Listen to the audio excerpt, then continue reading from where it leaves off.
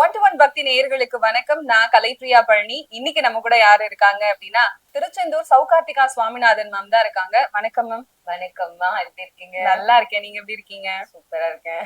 கண்டிப்பா மேம். நிறைய ஊர்கள்ல இந்த பங்குனிக்கான கதைகள் நிறைய விதமா இருக்கு. நிறைய பேர் இது வந்து முருகன் பிறந்த ஒரு மாதம் அப்படின்றாங்க, இல்லைன்னா அவருக்கு கல்யாணம் நடந்த மாதம்னு சொல்றாங்க. எது மேம் உண்மை?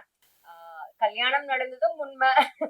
நிறைய சிக்னிபிகன்ஸ் இருக்கு. இப்போ நம்ம தென் மாவட்டங்கள்ல பாத்தீங்கன்னா குலதெய்வ வழிபாடு பங்குனி உத்திரம் அன்னைக்கு பண்ணா ரொம்ப விசேஷம். அங்கெல்லாம் பாத்தீங்கன்னா திருநெல்வேலி மாவட்டத்துல எல்லாம் வந்து இப்ப லோக்கல் ஹாலிடே அந்த அளவுக்கு சிறப்பு வாய்ந்த ஒரு திருவிழாவா தான் அதை கொண்டாடுறாங்க. கொண்டாடுறாங்க. என்னன்னா குலதெய்வம் கோவிலுக்கு குடும்பத்தோட போய் காலையிலேயே ஒரு உணவுகள் எடுத்துட்டு போய் அங்க போய் ஒரு தண்ணியில குளிச்சுட்டு அங்க உள்ள தண்ணியில ஹோலி வாட்டர்ல குளிச்சுட்டு அங்க வழிபாடு பண்ணி அன்னைக்கு ஃபுல்லா அந்த குலதெய்வம் கோயில இருந்துட்டு வந்தா வாழ்க்கை வந்து அடுத்த பங்குனி உத்திரம் வரைக்கும் ரொம்ப நல்லா இருக்கும் அப்படின்றது அவங்களோட ஒரு நம்பிக்கை. சந்ததியினருக்கு ரொம்ப நல்லது நடக்கும் அப்படின்றது ஒரு ஐதீகம். கண்டிப்பா பங்குனி உத்திரம் அன்னைக்கு குலதெய்வம் கோயிலுக்கு போனா நம்ம சந்ததியினர் நல்லா வளர்ந்து வாழ்வாங்கன்றது ஒரு நம்பிக்கை நமக்கு. கண்டிப்பா மேம். இவ பொதுவா எல்லா நேரங்கள்லயுமே நிறைய பேர் வந்து குலதெய்வ கோவிலுக்கு போறத நிறுத்திடுறாங்க. ஏன்னா அவங்களுக்கு நேரம் இல்லாத காரணத்தினால போறதே கிடையாது. ஒரு சில பேர் எப்பயாவது நேரம் கிடைக்கும் போது போறாங்க. இப்போ இந்த பங்குனியில போறதுனால இப்ப நீங்க சொன்னீங்க குடும்பமா ரொம்ப நல்லா சிறப்பா வாழுவோம்னு சொல்லிட்டு, இதை தாண்டி குலதெய்வ கோயில போய் வழிபடும் போது வேற ஏதாவது பலன்கள் கிடைக்க வாய்ப்புகள் இருக்கா? தடைகள் வந்து விலகும். இப்ப வாழ்க்கையில நம்ம எதையாவது நம்ம நினைக்கணும்னு ஆரம்பிச்சா நினைச்சபடி நமக்கு நடக்கிறது இல்லை இல்லையா? சோ அந்த தடைகள்லாம் இல்லாம கண்டிப்பா அவங்க நடத்தி கொடுப்பாங்க. அதே மாதிரி ஒரு ஹெல்த் எயில்மெண்ட்ஸ் இருக்கும், நிறைய டேப்லெட் சாப்பிட்டுட்டு இருப்பாங்க.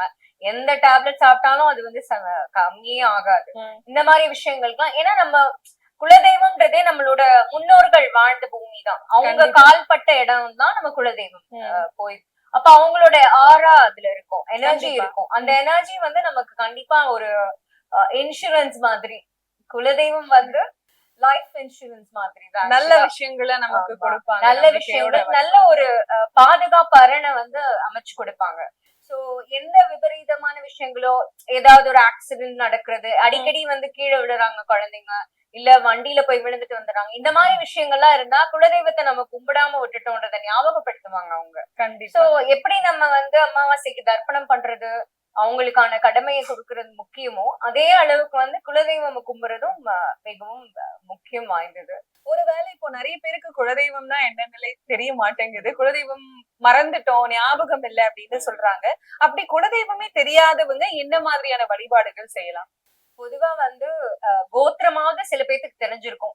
சிவகோத்திரம் உள்ளவங்க பொதுவா சிவனை தான் வந்து குலதெய்வமா எடுத்து கும்பிடுவாங்க. தென் மாவட்டங்கள்ல பாத்தீங்கன்னா குலதெய்வம் தெரியாதவங்க யாரு கும்பிடுவாங்கன்னா திருச்செந்தூர் முருகனை தான் கும்பிடுவாங்க. அதே மாதிரி மதுரை பக்கம் போனீங்கன்னா பாண்டி கோவில்ல வந்து கும்பிடுவாங்க, வேண்டிட்டு நேர்த்தி கடன் வச்சுட்டு அந்த மாதிரி கும்பிடுவாங்க. சில பேர் வந்து இந்த பக்கம் பாத்தீங்கன்னா அம்பிகை வழிபாடு அதிகமா இருக்கும், அம்மன் வழிபாடு வந்து பண்ணுவாங்க. அவங்க கிட்ட போயிட்டு வெத்தலை போட்டு அந்த மை போட்டு பாக்குறது, இந்த குறி கேக்குறது, அங்காளம்மன் மேல்மலையனூர் அங்காள பரமேஸ்வரி அம்மனே வந்து நிறைய பேரு சென்னையில உள்ளவங்களுக்கு எல்லாம் குலதெய்வம் தெரியலன்னா அவங்க அவங்களதான் கும்பிடுறாங்க, நான் கேள்விப்பட்ட வரைக்கும். சோ இவங்களெல்லாம் நமக்கு இஷ்ட தெய்வம்னு ஒண்ணு இருக்கும். கண்டிப்பா இப்போ அடிக்கடி சிவன் என் கனவுல வராரு, அடிக்கடி ஐயப்பன் என் கனவுல வராரு. இப்ப எங்களுக்கு எல்லாம் பாத்தீங்கன்னா ரொம்ப ரேரஸ்ட் ஆஃப் ரேர் குலதெய்வம் ஐயப்பன். எங்களுக்கு குலதெய்வம் தர்மசாஸ்தா. சோ பூர்ண புஷ்கலா தேவியோட இருக்கிற தம்பதி சமேத ஒரு குலதெய்வம். அந்த மாதிரி அவங்களுக்கு கனவுல வர்ற தெய்வங்கள் கூட அவங்களுக்கு வந்து குலதெய்வமா இருக்கிறதுக்கு 99% சான்ஸ், வாய்ப்புகள் அதிகமா இருக்கு. அவங்க வந்து கூப்பிடுவாங்க நம்மள வந்து இந்த கோவில்ல வழிபடுங்க. நான் கூட கேள்விப்பட்டிருக்கேன், சில பேருக்கு வந்து இந்த இன்மையில் நன்மை தருவார் கோவில்னு மதுரையில ஒண்ணு இருக்கு.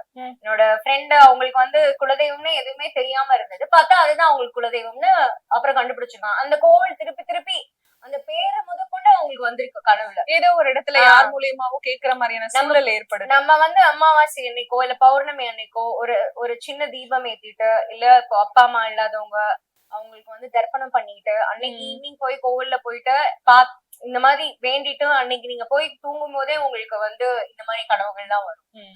ஏன்னா அவங்க வந்து நமக்கு நம்மளோட தாட்ஸ்ல வந்து அதை ப்ரொவோக் பண்ணி விடுவாங்க. சோ ஆப்வியஸா வந்து சயின்ஸும் தான் ஆன்மீகம்ன்றது. கண்டிப்பா. சோ இட் வில் கனெக்ட் ஆக்சுவலா நம்மளோட ஆன்சஸ்டரோட கனெக்ட் ஆகி அதுதான் நமக்கு ட்ரீம்ஸ்ல வரும்.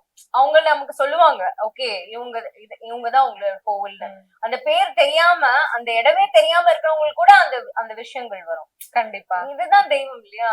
யாரோ ஒருத்தர் மூலியமா ஏதாவது ஒரு கடவுள் பேர் கேட்டா அப்படியே விட்டுறாதீங்க. அதை ஆராய்ஞ்சு நமக்கு மனசார நம்ம நினைப்போம்ல, நம்ம குலதெய்வம் கும்பிடணும், நம்மளோட பரம்பரையா நல்லா இருக்கணும், அடுத்த சந்ததியினர் நல்லா இருக்கணும், குழந்தைங்களா நல்லா இருக்கணும்.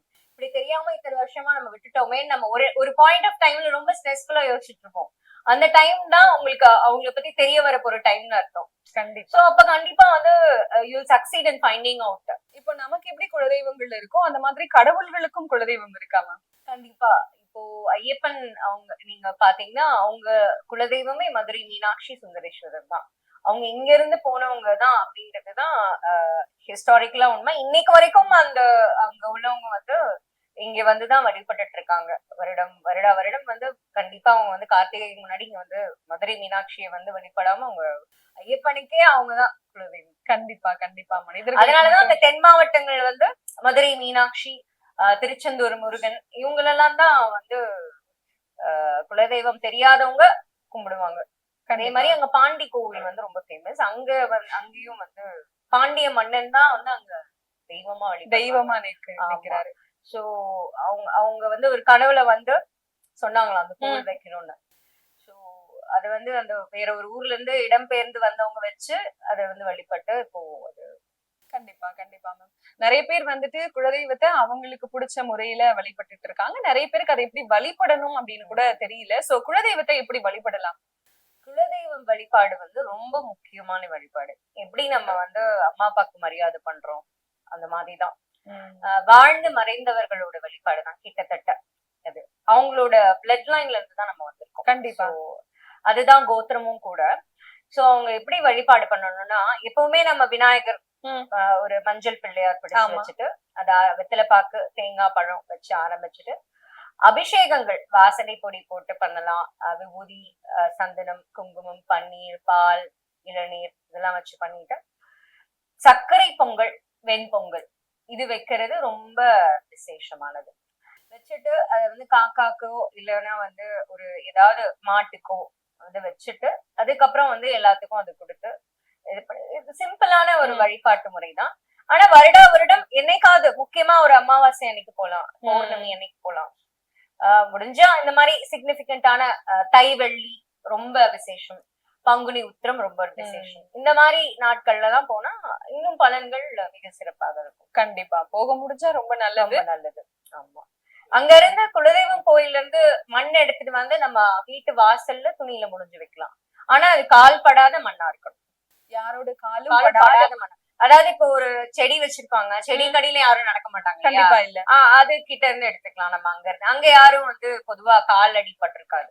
ஏன்னா யாரோட காலடி மண்ணும் நம்ம பொதுவா எடுக்கிறது கிடையாது நம்ம முறைப்படி. ஆமா. சோ அது வந்து கால் படாத அந்த மண்ணை எடுத்துட்டு வந்து வச்சுக்கலாம். அதே மாதிரி திருச்செந்தூர் போனா அந்த ஈரமான மண்ணை கூட கடல்ல இருந்து எடுத்துட்டு வந்து அதை உலர்த்தி அதை வீட்டு வாசல்ல நம்ம கட்டி வச்சா ரொம்ப விசேஷமா இருக்கும். கண்டிப்பா. இப்ப இந்த மண்ணெல்லாம் எடுத்துட்டு வந்து கட்டி வைக்கலாம் இல்லையா மேம்? அது வந்து எப்படி பாதுகாப்பா வச்சுக்கிறது? ஏன்னா அது ஒரு 10 நாளுக்கு ஒரு முறை மாத்தணுமா இல்ல அது லைஃப் லாங் அப்படியே வச்சு லைஃப் லாங் வைக்க முடியாது.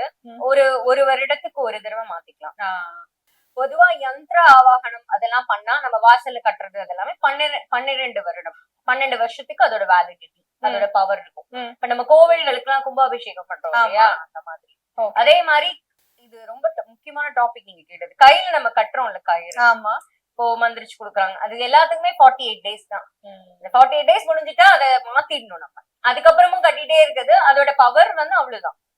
சோ இந்த மண் வந்து நீங்க ஒரு வருட காலம் வரைக்கும் வச்சுக்கலாம். அடுத்த தடவை நீங்க போறப்போ அந்த மண்ணை நீங்க மாத்திக்கலாம். கண்டிப்பா. அதுக்கு வந்து சாம்பிராணி போட்டு நம்ம எப்படி சாமி நம்ம கும்பிடுறோமோ அந்த மாதிரியே வந்து கும்பிடலாம். அமாவாசை அன்னைக்கு கற்பூரம் காமிக்கலாம்.